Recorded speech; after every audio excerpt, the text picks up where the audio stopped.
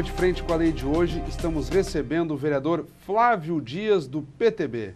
Ele vai falar sobre iniciativas do seu gabinete que está desenvolvendo cartilhas. Uma preservando o meio ambiente e outra tratando dos direitos do animal. Tudo bem, vereador? É um prazer recebê-lo. Tudo bem, Fábio, é um prazer todo meu. Vamos falar primeiramente, vereador, até foi tema de manifestações suas em plenário, que é a questão do combate aos maus tratos do animal. Em março, houve o Dia Nacional dos Animais e em janeiro há uma data que também se comemora, que é a questão ligada à Declaração Universal dos Direitos do Animal, que remonta a uma convenção da Unesco, realizada em Bruxelas em 1978, que definiu, por meio de um código, se podemos dizer assim, os direitos dos animais. E o senhor aqui na Câmara tem dado uma ênfase muito grande à questão do combate aos maus tratos. Como tem funcionado esse trabalho? Fábio, é o seguinte, os maus tratos hoje, digamos, no Brasil todo se diga, até no mundo, né? É uma coisa assim absurda com hoje, digamos, em todo esse tempo que a gente já passou, outras pessoas que já morreram, que batalharam por isso aí, né, para que nós consigamos chegar a esse êxito. Digamos assim, eu acho que as pessoas às vezes veem o animal como um empecilho, e aquilo ali é uma vida, que nós temos que proteger a vida dos animais. E eu estou fazendo isso, estou fazendo a minha parte, gostaria que as pessoas também que hoje vissem com os olhos bons os animais, que são companheiros da gente. Eles fazem parte do nosso meio ambiente, eles são nossos amigos. Vereador, a questão, sobretudo, dos maus tratos, o que o senhor mais tem observado, o senhor que também preside a APAS, que é uma organização não governamental que funciona aqui em Caxias do Sul, nesse sentido também de cuidar dos animais em Caxias do Sul. Em Caxias, o que é mais rotineiro de se ver no que tange a maus tratos? Olha, Fábio, muita coisa sobre maus tratos que a gente vê também dentro dos pátios das pessoas, os cidadãos aí que têm os animais. E daí, sabe aquelas casas de fibra? Compra e deixa exposta no sol. Aquilo ali, o animal não tem para onde ir, né? Ele não tem, se ele entrar lá dentro, ele vai se cozinhar. Isso é maus trato. E muitas pessoas deixam o animal dentro do seu pátio e abandonam, não vê que todo dia o animal precisa ser água trocada, uma água nova, tem que ter uma água, né? Ele tem que comer, ele tem suas necessidades. Então isso aí também é maus trato. E além que eu vejo que é maus trato também, e a gente está fazendo uma lei para isso aí agora, aquele mau motorista que atropela o animal por gosto e vai embora. Isso também é maus trato, vai ser enquadrado, nós estamos fazendo agora uma lei para isso. O senhor está redigindo um projeto de lei nesse sentido? Exatamente. Quando deve ser apresentado? Olha, eu acho que mais tardar mais uma semana que nós já estamos com ele pronto. Então já temos um tema aí para um futuro programa para tratar especificamente esse projeto. O senhor quer pegar... E vai ser bem cara a multa. Combater atropelamentos. Bem cara a multa porque cadeia, você sabe que a cadeia já está cheia, não tem. Então, arder no bolso do cidadão, todo mundo vai ficar antenado, pegar a placa do cara. E, além dele cuidar, ter que bancar a despesa com o animal, ele também vai ter que pagar uma multa para o município. Como eu citei na nossa abertura, já existe uma Declaração Universal dos Direitos do Animal, feita pela Unesco, que é o órgão da Organização das Nações Unidas, que trata, sobretudo, da educação. Como o senhor mesmo já manifestou em plenário, poucas pessoas sabem que existe um código nesse sentido em âmbito mundial, regulando e determinando como é que se pode fazer para respeitar os direitos do animal. Desse código redigido em 1978 em Bruxelas, na Bélgica, o que o senhor pode nos trazer de detalhes que as pessoas têm que estar mais atentas? Olha, eu acho que assim, Fábio, todas as pessoas deveriam estar antenadas em saber tudo de lei, não que precisa ser advogado, mas saber de algumas leis, por exemplo, as leis que protegem os animais.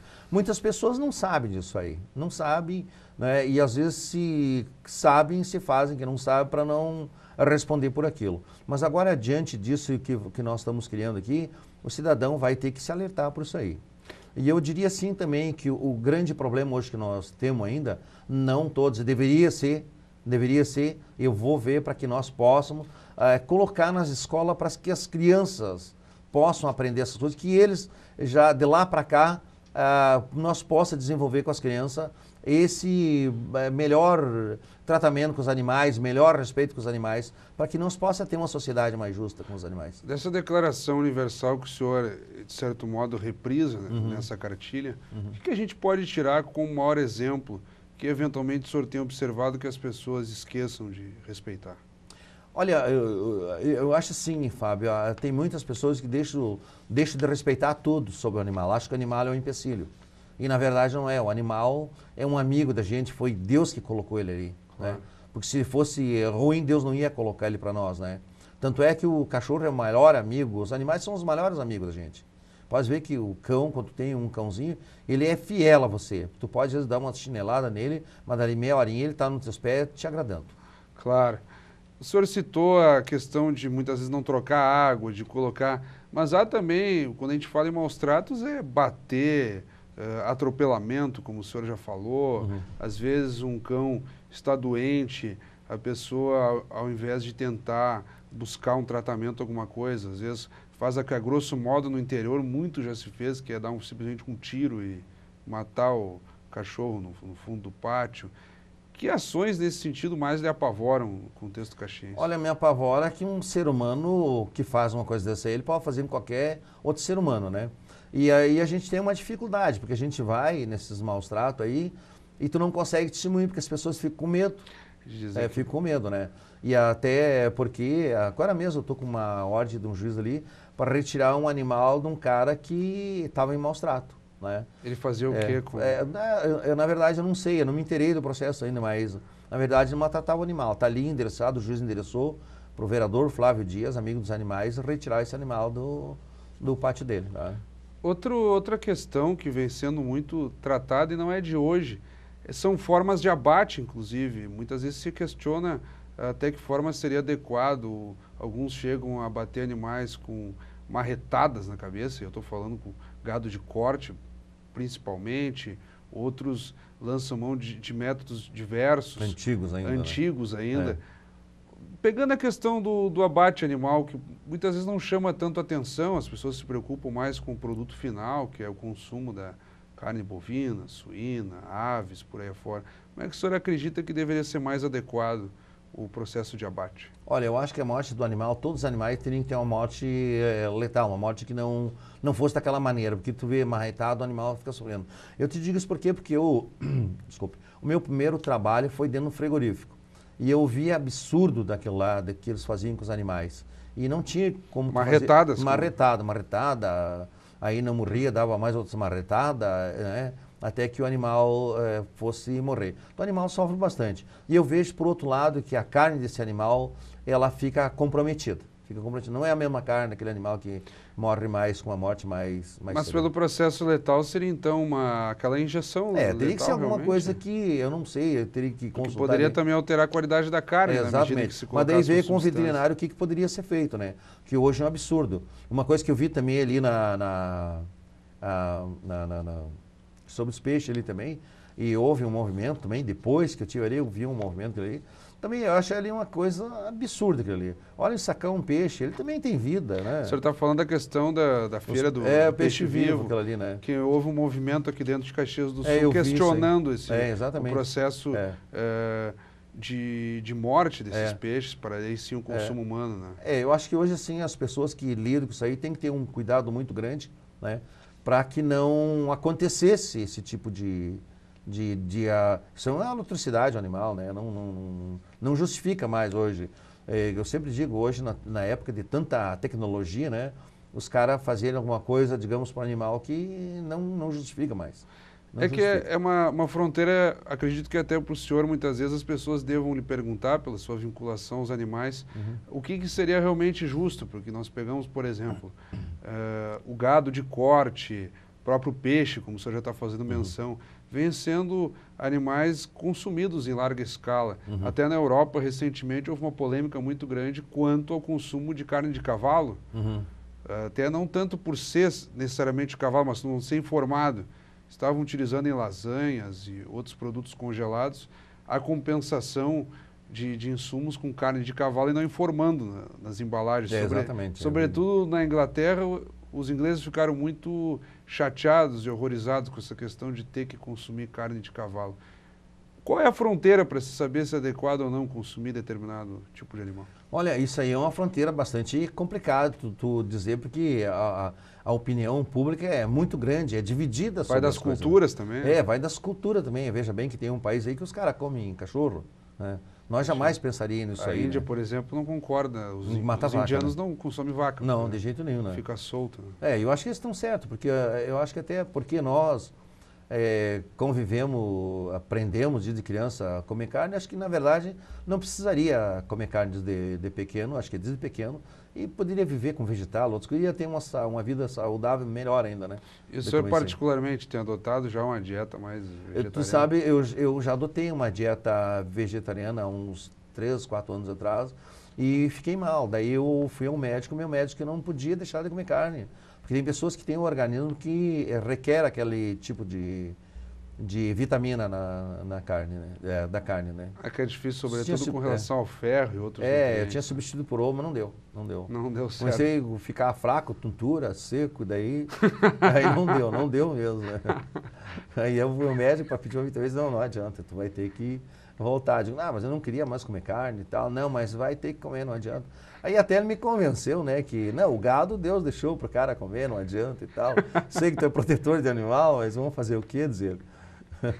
Mas o que está em questão e a gente ri porque são situações do cotidiano. Mas exatamente. Acho que na verdade é uma racionalização, no sentido exatamente, de não colocar em larga escala, mas há alguns tipos de animais que, dependendo da cultura e da sociedade, causam um choque maior. Né? Exatamente. Por exemplo, aqui no Brasil o cachorro tem um valor muito grande né? como animal de estimação. Aí os chineses consomem carne de cachorro, as pessoas aqui acham absurdo. Exatamente, nós achamos terrível isso aí. Terrível. Assim como outros vão achar um absurdo nós matarmos bovinos, por exemplo. A Índia acha um horror nós fazer isso aí. E aqui também se mata vaca, né? O consumo de matrizes é feito também em períodos de entre safra, se matam também matrizes, que chamam no caso as vacas. Né? Exatamente. Vereador, uma outra cartilha que o senhor também está produzindo, se o senhor puder mostrar para quem está nos... Essa dos animais, o senhor está com uma cartilha aqui da questão do meio ambiente. Que é essa aqui, né?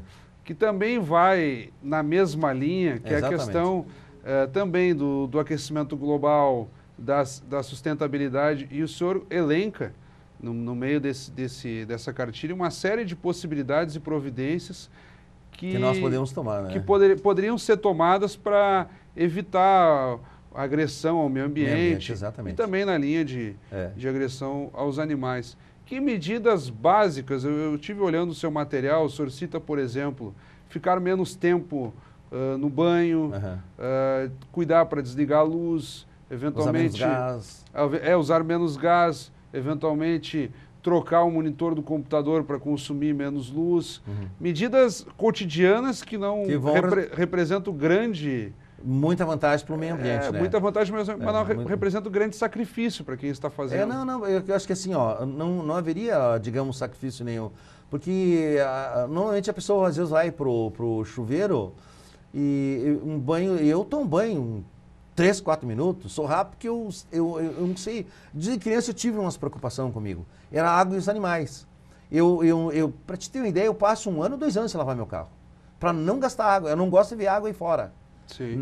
Eu tenho um dó de ver uma água fora assim, quando vem algum corrimento da água, correndo água, alguma coisa, já imediatamente comunico o pessoal de plantão do SAMAI para que vá lá e estanque aquilo ali, né? Porque a água, desde que ela vai para a terra, ela não tem mais volta, né?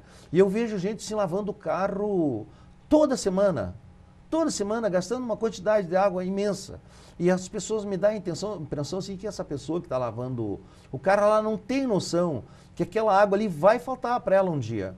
E eu até estava falando antes contigo, eu estou preocupado agora com a represa nova, né? Porque... O senhor está se referindo ao sistema Marrecas em Vila Seca, que foi inaugurado em dezembro do ano passado, no sentido de garantir, pelo menos é o que a Prefeitura estima, o abastecimento de água para os próximos 25, 30 anos, 30 anos em Caxias do Sul. Mas eu fico preocupado, Fábio, porque eu vejo assim que como vai existir mais água agora, o pessoal se dê o luxo, né, de gastar mais água, né? E aonde deveria economizar mais água, né? Economizar mais água, até porque cada gota de água que vai fora, tu não vai mais aproveitar. Mas, vereadora, existem projetos experimentais, até já foi pauta de discussão na Câmara, a questão do Aprovou, aproveitamento de água da chuva. Eu acho que foi o vereador Vinícius, hoje atual deputado estadual, né? O vereador Vinícius Ribeiro do PDT. Exatamente. Que tinha essa ideia. Muito bom deveria ter sido colocado em que os prédios adaptariam cisternas, por assim dizer, para armazenar água da chuva e empregar, por exemplo, para regar plantas, lavar piso, serviços que não seriam tão necessária a questão da água potável para combater o desperdício, que é na linha do que o senhor está falando. Exatamente. Eu acho que todo o ser humano deveria se preocupar com isso aí, colocar a calha na casa dele e juntar água para que ele pudesse usar aquela água ali, não desperdiçar a água potável, que é um luxo, é uma riqueza, é a vida. E tem pessoas que não estão se dando por conta disso aí, né?